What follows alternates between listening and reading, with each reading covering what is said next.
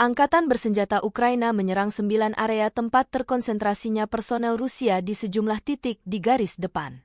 Divisi Media Staf Umum Angkatan Bersenjata Ukraina 27 Februari juga melansir satuan pasukan rudal merusak 2 area konsentrasi personel, senjata dan perlengkapan militer. 1 titik kendali, 1 stasiun kendali darat UAV musuh juga dibombardir. Panglima Angkatan Bersenjata Ukraina Jenderal Oleksandr Syrsky bersama Menteri Pertahanan Ukraina Rustem Umerov mengunjungi pos komando lanjutan unit dan unit militer di garis depan. Para komandan kelompok tentara memaparkan situasi di garis depan. Kami menganalisis situasi saat ini secara rinci dan membahas langkah-langkah lebih lanjut yang diperlukan, terutama perlindungan pasukan dari drone dan serangan udara dengan sistem pertahanan udara, serta penguatan area tertentu di garis depan.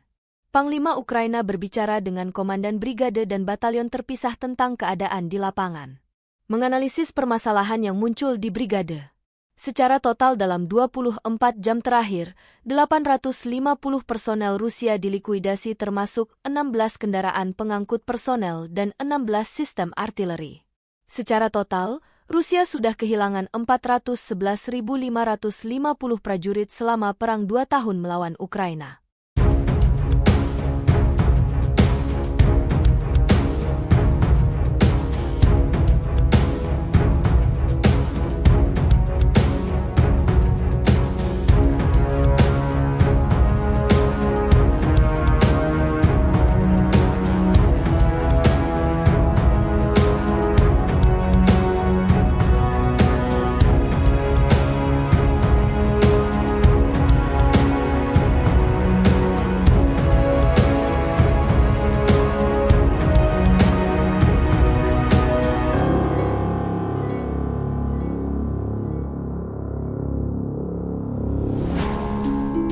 Download Tribun X sekarang, menghadirkan lokal menjadi Indonesia.